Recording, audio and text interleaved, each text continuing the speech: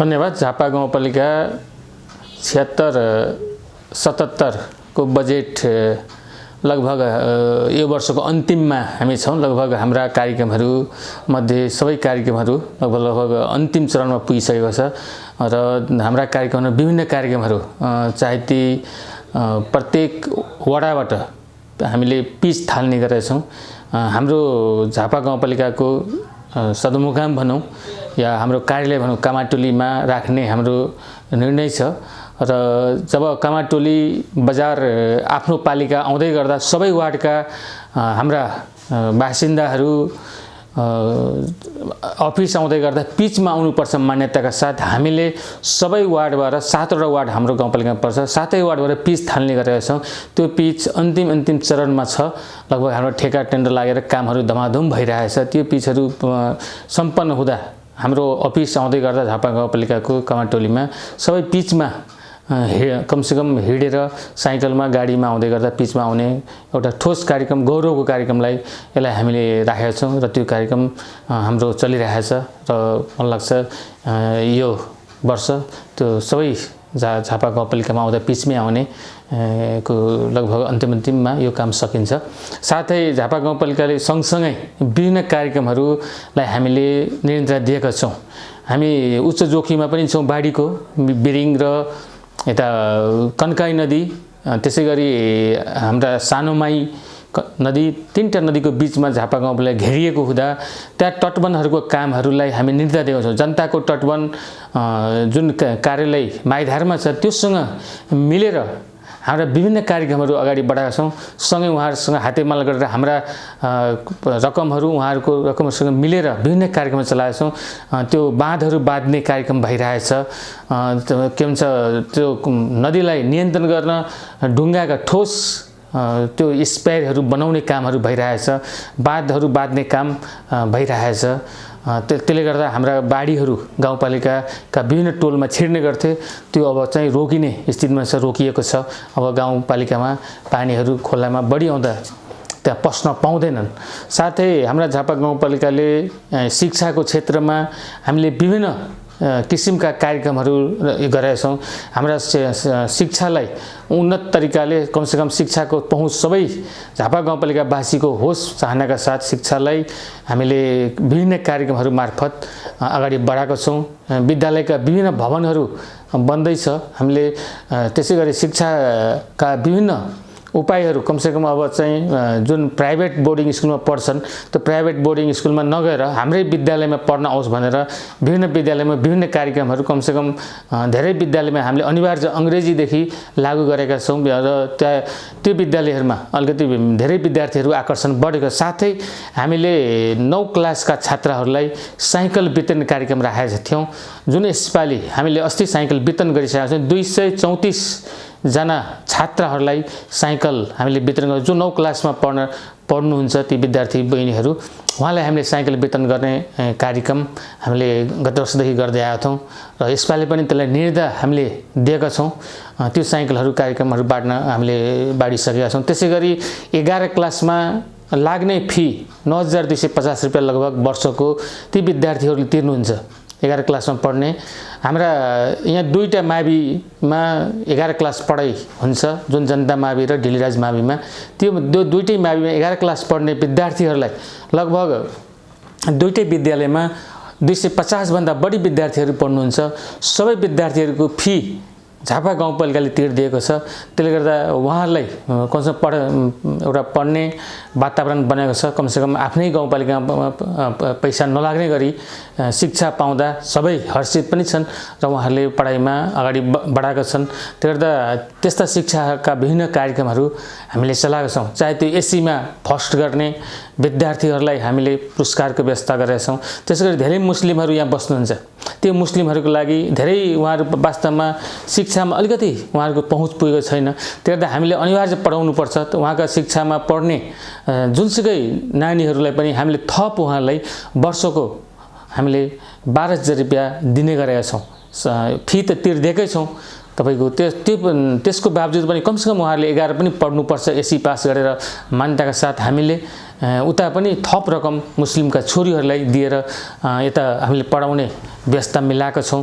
उहाँहरूको मुस्लिमहरूका मदरसाहरू एकदम धेरै न्यून स्तरमा फुसमा पढाउँदै थिए।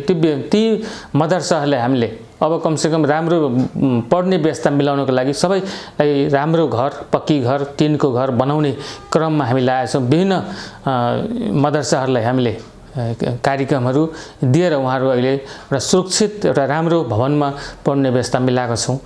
जुन साथै हामीले उहाँहरूको अनुदान मात्रै आउँछ, नेपाल सरकार थोरै पैसा आउँछ, नेपाल सरकारले विद्यालय सरह उहाँहरूलाई तलब दिने व्यवस्था छैन मदरसामा। हामीले ती मदरसामा पढाउने जुन मौलवी साहबहरू भन्ने गर्नुहुन्छ उहाँहरूलाई हामीले आफ्नै गाउँपालिका तर्फबाट कम्तीमा एकजनाको तलब हामीले व्यवस्था मिलाइदिएका छौँ। वर्षको त्यो पैसा उहाँहरूले पाउनुहुन्छ, त्यो पैसा मदरसामा पैसा हामी हालिदिन्छौँ र त्यही मदरसामा हालेकै कारणले गर्दा कमसेकम अब मदरसामा पढ्ने विद्यार्थीहरूलाई पनि त्यहाँ कमसेकम उहाँको शिक्षकहरू दिनभरि पढाउने व्यवस्था मिलाएका छौँ। हाम्रा विभिन्न कार्यक्रमहरू हामीले जब निर्वाचित पछाडि विद्युतमा लगभग झापा गाउँपालिकामा 50% आधी ठाउँमा मात्रै बिजुली बल्थ्यो। अहिले हामी लगभग 99 ठाउँमा हामीले बिजुली बाल्छौँ। 1% पनि हामीले लगभग असाढ भित्रमा सबै टोलमा सबै घरमा बिजुली बाल्ने लक्ष्यका साथ अगाडि बढेका छौँ। धेरै अगाडि हामी कमसेकम झापा जिल्लामै कमसेकम फर्स्ट हुने गरी कमसेकम हामीले उज्यालो गाउँपालिका घोषणा गर्ने अन्तिम चरणमा छौँ। के 1% पनि नभनौँ, केही पर्सेन्टहरू मात्रै बिजुली बाल्न सकेका छन्। त्यसलाई हामी असाढभरिमा सक्ने र झापा गाउँपालिकाले उज्यालो गाउँपालिका घोषणा गर्नतिर लागेका छौँ। र साथै अब हाम्रो टोलमा बिजुली पुगाइसके पछाडि हामीले अब चाहिँ सिँचाइ पनि विद्युतद्वारा गर्नुपर्छ, किनभने अब पम्पीसेटबाट धेरै तेल महँगो भएको छ र अब हाम्रो नारा छ जहाँ खेती त्यहाँ पोल, त्यसलाई अगाडि कार्यक्रम बढाएको छौँ। अब हामी सिँचाइतिर लागेका छौँ, जहाँ खेती छ त्यहाँ कमसेकम अब सिँचाइको लागि हाम्रा पोलहरू विभिन्न ठाउँमा गाड्ने क्रम छ, क्रमहरूलाई अगाडि बढाएका छौँ। र साथै त्यो बिजुली सँगसँगै हाम्रा समूहहरू बनाएका छौँ। कृषकहरूका समूहहरूलाई हामीले बनाए पछाडि त्यो समूहलाई सिँचाइ गर्नको लागि मोटरको व्यवस्था गरेका छौँ। मोटरहरू दिने गरी उहाँहरूले सिँचाइको व्यवस्था पनि हामीले गर्दैछौँ। त्यसै गरी झापा गाउँपालिकामा झापा जिल्लामै हामी गर्व गर्छौँ। सबभन्दा बढी मकै फल्ने ठाउँ झापा गाउँपालिका। झापा गाउँपालिकालाई मकै जोन घोषणा गर्नेमा हामी लागेका छौँ, जुन अहिले 6 नम्बरमा सुरुवात भएको छ। हाम्रा सबै वार्डमा मकै पकेट क्षेत्रहरू धेरै बनाएका छौँ। मकैका खेतीहरू एकदम अगाडि बढेको छ। हामी मकैलाई एकदम विशेष ध्यान दिएर मकै जोन बनाउने र साथै सँगसँगै मकै जोन सँगसँगै धान जोन पनि बनाउने गरी हाम्रा 1 नम्बर वार्डमा मकै जोन र 6 नम्बर वार्डमा मकै जोन सुरुवात गरेका छौँ। यसलाई लगभग 7 वार्डमा मकै र धानलाई हामी फर्स्ट ग्राहकताका साथ खाद्यान्न बालीमा अगाडि बढाएका छौँ। त्यसलाई हामीले विभिन्न कार्यक्रमहरू जुन प्रधानमन्त्री आधुनिकीकरण कृषि खेती भनिन्छ, त्यो खेतीलाई हामी अगाडि बढाएका छौँ। त्यो हामीलाई समन्वय गरेर झापा गाउँपालिकासँग त्यसलाई विभिन्न कार्यक्रमहरू हामीले चलाएका छौँ। साथै हाम्रा विभिन्न खोलाहरू छन्, वारिपारी गर्न धेरै गाह्रो। हामी धेरै ठाउँ लगभग मलाई लाग्छ 12-14 ठाउँ हामीले पक्की पुलहरू हामीले निर्माण लगभग अन्तिममा छ, अन्तिम चरण भइसक्यो, धेरै बनिसकेका छन् र केही असाढभरिमा सक्दैछौँ। लगभग 12-14 ठाउँ हाम्रा पक्की पुलहरू आते जाते सजिलो भइरहेछ। साथै हामीले एउटा झुलिङ्गे पुल गत वर्ष वार्ड नम्बर 1 को सालमारा जाने ठाउँ र सितुमारीको सानो माईमा हामीले बनाइसकेका छौँ। यसपालि 2टा झुलिङ्गे पुल अन्तिम चरणमा छ। यो पनि हामीले असाढ मसान्तभित्र सक्ने गरी हामीले लागेका छौँ। कमसेकम असाढभरिमै यी झुलिङ्गे पुलहरू निर्माण भए पछाडि यो 2 नम्बर वार्ड र 3 नम्बर वार्डमा पर्छ। 3 नम्बर सिमलबाडी जाने बजार छ, वाडी कामाटोली बजार छ, आते जाते बजार गर्नलाई त्यहाँका मानिसहरूलाई एकदम सजिलो हुन्छ त्यो झुलिङ्गे पुल भइदिएमा। साथै कुवाडी र झापा बजार छ, त्यो झुलिङ्गे पुल बन्नेमा त्यहाँका 2 नम्बर वार्डका वासीहरू प्रत्यक्ष रूपमा हजारौँ त्यहाँका जनताहरूले फाइदा लिनेछन्। त्यो असारभरिमा त्यो पुलहरू, झुलिङ्गे पुलहरू हामी सक्दैछौँ। त्यसैले हाम्रा विभिन्न कार्यक्रमहरू साथै अगाडि बढाएका छौँ। हामीले के भन्छ दम्मकको सडकसँग मिलेर हामीले विभिन्न गाउँका बाटाहरू पिच गर्न पनि लागेका छौँ। हाम्रा वार्ड नम्बर 1 मा लसुनादेखि लसुनगञ्जसम्म 5 किलोमिटर बाटो पिच उहाँहरूकै समन्वयमा त्यो कार्यक्रमहरू अन्तिम चरणमा सम्पन्न भइरहेछ। त्यसैगरी झापा सुरुङाको बाटोलाई हामीले प्रदेशसँग समन्वय गरेर तपाईको काम लगभग भइरहेको सुरुवात भएको छ। जुन एउटा मुख्य बाटो झापा गाउँपालिकाको लाई मानिन्छ, जसलाई अमरपथ भन्ने गरिन्छ। सुरुङादेखि बोर्डरसम्म लगभग 24 किलोमिटर बाटो पर्छ। 16 किलोमिटर भाग हाम्रो झापा गाउँपालिका पर्छ। त्यो 16 किलोमिटर ठेका लागिसकेको छ।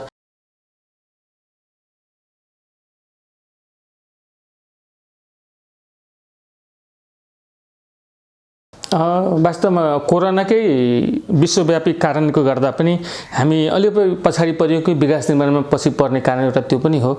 त्यसैले झापा गाउँपालिका ठ्याक्कै भारतसँग जोडिएको लगभग 15 किलोमिटर तपाईँ खुल्ला बोर्डर छ। खुल्ला बोर्डरकै कारणले गर्दा एकदम उच्च जोखिममा र साथै पारी डिगेलबेङ बजार भन्ने छ, त्यहाँदेखि 40 किलोमिटर किशनगञ्ज भन्ने ठाउँ जहाँ ठुलो रेलवे लाइन भन्ने छ, त्यहाँ सबै नेपालीहरू त्यहीँ ओर्लिनुहुन्छ र सजिलो त्यहाँबाट 40 किलोमिटर मात्रै हाम्रो बोर्डर झापामा पर्छ, झापा बजार।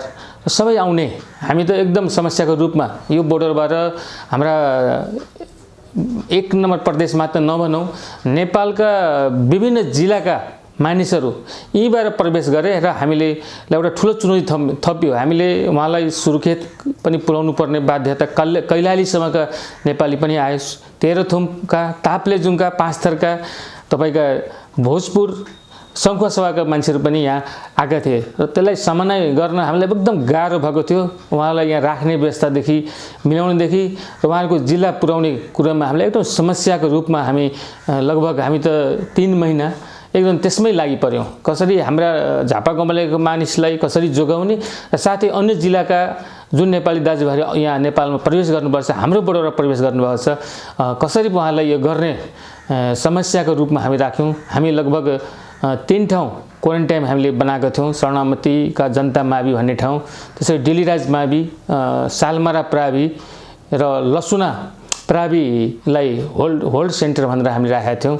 त्यहाँ राख्ने, त्यसैगरी विभिन्न जिल्लामा पठाउने, 14 दिन हाम्रा क्वारेन्टाइनमा राखेर पठाउने व्यवस्था हामीले मिलाएको थियौँ। अहिले पनि हाम्रा अहिले त बाहिर जिल्लाका आउन अलिक कम भएको छ, अहिले पनि आइरहेको छ 2-4 जना अन्य जिल्लाका साथीहरू पनि, तर पनि अब चाहिँ लगभग कम आउन थालेका छन्। झापा जिल्लाका त धेरै यहीँबाट अहिले पनि आउँछन्।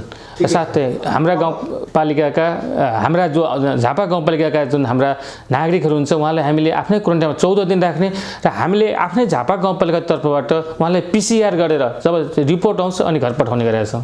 वास्तवमा झापा जिल्लाको झापा गाउँपालिका र झापा भन्ने ठाउँ हाम्रै पालिकामा पर्छ। हामीलाई गर्व पनि लाग्छ। झापा जिल्लाको 2019 सालसम्म सदरमुकाम यी झापा जिल्लाको झापा बजारमै सदरमुकाम थियो। 19 सालपछि चन्द्रगढी गएर यहाँको सदरमुकाम त्यहाँ पुग्यो। यो सदरमुकाम गइसके पछाडि यो ठाउँ वास्तवमा एकदम पिछडिएको ठाउँमध्ये गन्न थाल्यो, किनभने यातायातको असुविधा र सदरमुकाम गएको कारणले गर्दा यहाँ तपाईका धेरै बजारहरू यहाँ थिए, त्यो बजारहरू पछि हटे र अहिले फेरि पुनः त्यो बजारहरू बजारीकरणतिर लागेका छ, बजारीकरणहरू भइरहेको छ। त्यसले गर्दा झापा जिल्लाको झापामै हामी बस्ने एउटा गौरव पनि लाग्छ झापा जिल्लाकै नामले गर्दा।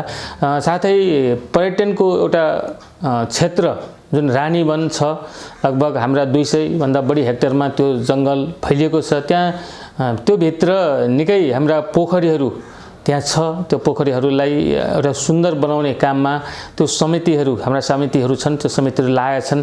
हामीले त्यसलाई विभिन्न किसिमका सहयोगहरू गरिरहेका छौँ। त्यहाँ भुइँ टावरदेखि बन्नेदेखि लिएर कमसेकम पर्यटकलाई लोभाउने खालका कार्यक्रमहरू त्यहाँ हामीले ल्याएका छौँ। त्यो एकदम हामी लागि परेका छौँ। कमसेकम झापा गाउँपालिकालाई एउटा पर्यटक पनि बनाउन सकिन्छ। त्यहाँ रानी वन, एउटा ऐतिहासिक रानी वन, यहाँ रानी हामीले बुझेअनुसार यहाँ हाम्रा वीरेन्द्र सरकार आफै आएर शिकार खेल्ने ठाउँ भन्ने हामीले बुझेका छौँ। त्यसले गर्दा एकदम त्यो एउटा ऐतिहासिक वन भएकै कारणले गर्दा त्यो रानी वनलाई कमसेकम एउटा पर्यटक क्षेत्र बनाउनुपर्छ, त्यो मान्यताका साथ हामी लागेका छौँ। त्यहाँ अब पर्यटक भित्राउनेको लागि त्यहाँ अब पोखरीदेखि लिएर त्यहाँ विभिन्न आकर्षक त्यहाँ नानीहरूलाई त्यहाँ कमसेकम त्यो गोल्डन पार्कदेखि लिएर विभिन्न पार्कहरू बनाउन लागेका छौँ। त्यहाँ त्यो भित्रै विभिन्न खेलकुदका मैदानहरूलाई हामीले स्थापना गरेका छौँ। त्यहाँ खेलकुददेखि लिएर विभिन्न किसिमका त्यहाँ आएपछि खेलकुद पनि हेर्न पाउने, यहाँका जुन हाम्रा आदिवासी सन्थालहरू जो हुनुहुन्छ त्यहाँका रहनसहन हेर्न पनि पाउने, त्यो किसिमका कार्यक्रमलाई हामी अगाडि बढाएका छौँ। एकदम विपन्न आवास हाम्रो कार्यक्रमको त्यो नाम रहेको छ, फुस हटाऊ टिन लगाऊ, त्यो कार्यक्रमको हाम्रो नाम रहेको छ। पछि त्यो कार्यक्रमलाई हामी विभिन्न सङ्घ संस्थाहरू खोज्दै जाँदा सारा नेपाल र हेबिटेट नेपालसँग हामी जोडिन पुग्यौँ। ती संस्थाहरूसँग हाम्रो आधी रकममा 75,000, त्यो मात्र 1,50,000 को घर छ। 75,000 हाम्रो रकम, 50,000 ती संस्थाहरूको रकम, 1.5 लाख रुपियाँको बराबर राम्रो घर बन्छ त्यहाँ, सुरक्षित, जो एकदम वास्तवमा हिजो बाढी आउँदा एकदम दुःख पाएका जो गरिब छ त्यस्ता निमुखा मानिसहरूलाई हामी त्यहाँ घर बनाउँदैछौँ। लगभग हामी 237 घर हामीले बनाइसकेका छौँ। 237 घर बन्दै गर्दा मलाई लाग्छ 237 परिवार, एकदम गरिब परिवारहरू आज सुरक्षित तरिकाले आफ्ना घरमा बसिरहेछ। हाम्रो लक्ष्य छ कमसेकम सबै फुसहरू हट्ने गरी हामीले यसपालि पनि त्यो कार्यक्रमलाई निर्णय दिने हामीले यसमा हाम्रा नीति कार्यक्रम राखेका छौँ। आउने वर्ष पनि हामीले फेरि लगभग कमसेकम 250 देखि 300 घर बनाउने हामी लक्ष्य लिएका छौँ। जो विपन्न वर्ग छ ती विपन्न वर्गलाई घरमा राखेर हामी प्रयास गर्छौँ। कमसेकम फुसमा होइन, अब राम्रै घरमा, टिनकै घरमा बस्नुपर्छ, त्यो मान्यताका साथ त्यो कार्यक्रम अगाडि बढेछ र क्रमिक रूपमा त्यो कार्यक्रम अगाडि बढिरहेछ। मैले विपदको अघि पनि मैले भनिसकेको छु, हामी जनताको तटबन्धसँग मिलेर तटबन्धनका कामहरू एकदम तीव्र गतिमा हामीले गरिरहेका छौँ। त्यसको बावजुद पनि केही ठाउँबाट पानी पस्ने डर लागिरहेछ, त्यसलाई पनि थुन्ने प्रयासमा छौँ हामी। यसपालि लकडाउन कारणले गर्दा अलिकति केही कामहरू गर्न त्यहाँ रोकिएको छ। हाम्रो प्रयास छ त्यो यसैपालि सक्ने गरी हामी प्रयास गरिरहेका छौँ। हामी 3टा नदीकै जुन छ 3टा नदीलाई तटबन्धका कार्यक्रमहरू, विभिन्न कार्यक्रमहरू छ। त्यसै गरी हाम्रा विपदका समितिहरू छ, विपदका समितिहरू हामीले विभिन्न बैठकहरू बसेर विभिन्न कामहरू कसरी आपद आइपर्दा कसरी कार्यक्रमहरू अगाडि बढाउने, कसरी राहत बाँड्ने भन्ने कार्यक्रमहरू हामीले राखेका छौँ। तथा कुन 3वटा नदीमा चाहिँ यस वर्ष तटबन्धको काम चाहिँ ठ्याक्कै भन्दा कति रकम बराबरको भयो? 3टा नदी छ जुन जनताको तटबन्धले हेर्ने भनेको 2टा नदी मात्र हो, बिरिङको र कन्काईको। कन्काईमा यसपालि लगभग मलाई लाग्छ लगभग 2-3 ठाउँ काम भएको छ। त्यहाँ 3 करोडभन्दा लगभग बढीको काम भएको छ कन्काईमा। त्यसै गरी लगभग 2 करोडको काम हाम्रो बिरिङमा भएको छ। त्यही उहाँहरूसँग समन्वय गरेर हामीले करोडौँ खर्च गरेर सानो माईमा खर्च गरेका छौँ। वार्ड नम्बर 1 मा, वार्ड नम्बर 2 मा लसुनगञ्ज भन्ने ठाउँ, बालुवाटार भन्ने ठाउँ, मिलन बस्ती, मदरगास, त्यसै गरी पुरानो शरणामतीदेखि लिएर हाम्रा चन्द्रबस्तीसम्म बाँध बाँध्नेहरू काम सम्पन्न भएको छ र त्यो क्रमलाई हामी निर्देश दिँदैछौँ। कमसेकम अब पुरै सुरक्षित हुनको लागि कन्काई नगरपालिकाको सिमानासम्म यसै वर्ष हामी त्यो तटबन्धलाई पूर्ण गर्नको लागि लागिरहेका छौँ।